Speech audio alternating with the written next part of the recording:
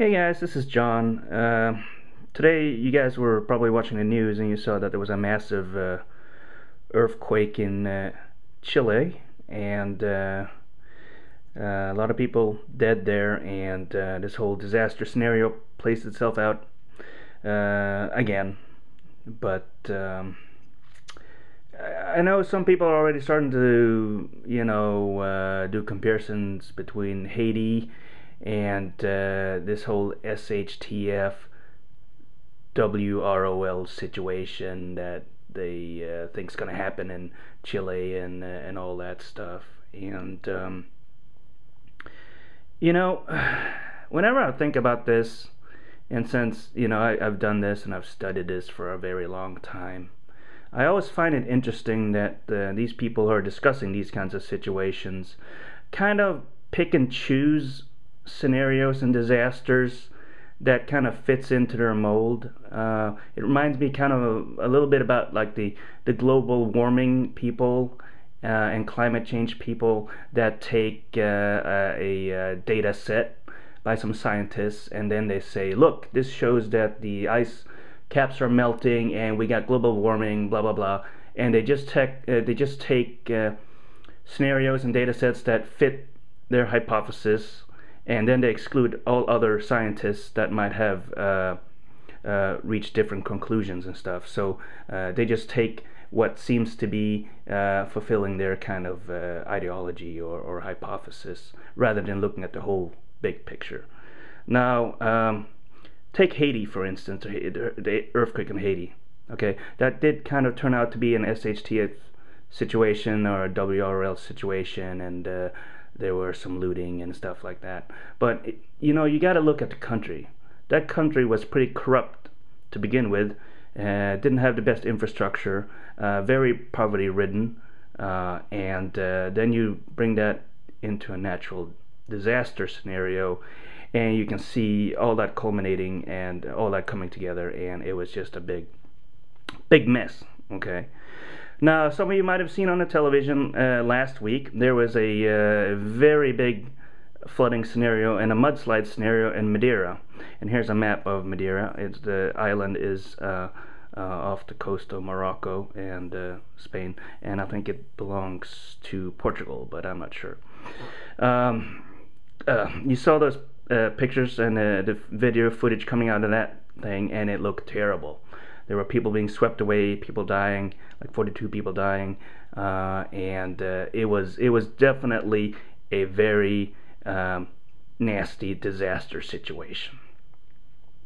Now, take that response, and you kind of like, you can't really compare disaster to disaster because every disaster is unique, but in terms of a SHTF situation, WROL situation, that did not play out. And that is because the government, I guess it's a regional government, I think it's a regional autonomous region there in Madeira. They were very quick to get assistance from Portugal and the EU, and they managed to take care of the situation, even though you had a lot of people displaced there. Like I said, see here, the regional government says 42 people died, wounded 18 in the hospital, missing people 18.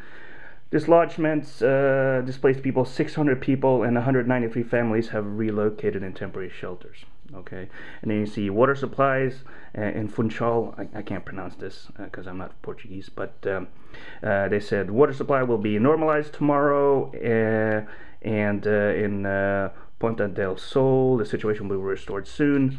Electricity is being established all over the island except in some other areas here. And cleaning and restoration works are taking place, involving around 2,000 people from public and private sector, army, securities, and volunteers. Public services are operating with minimum services. Some schools will reopen tomorrow. Mobile phone connections, fixed telecommunications are operating an entire island. And then they just said about donating money to help and things like that. Not a good situation there. But that government was very efficient in how they responded to that disaster. And what I'm trying to get at here is people who want kind of want this SHTF or WROL situation to play out.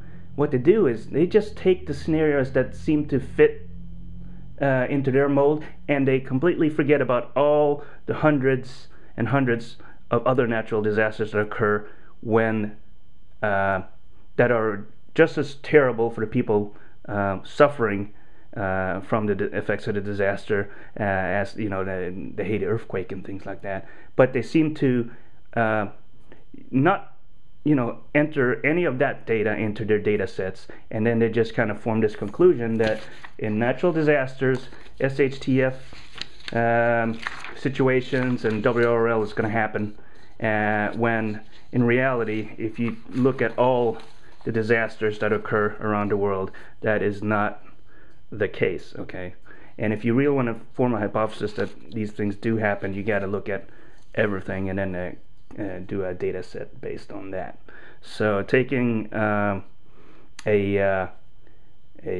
one country responds and comparing it to another is sometimes not the best way to go about things either. You got to look at every single little disaster and how it occurs and how people respond to that. And that goes for the United States as well. How one state responds to a disaster differs. You can see what happened during hurricanes, for instance, in Florida versus Louisiana versus Mississippi and stuff.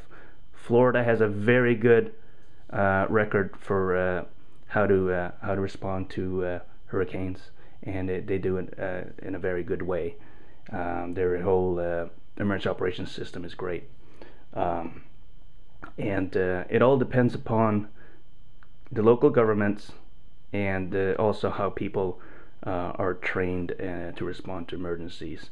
So I just want to bring that up to you guys who are interested in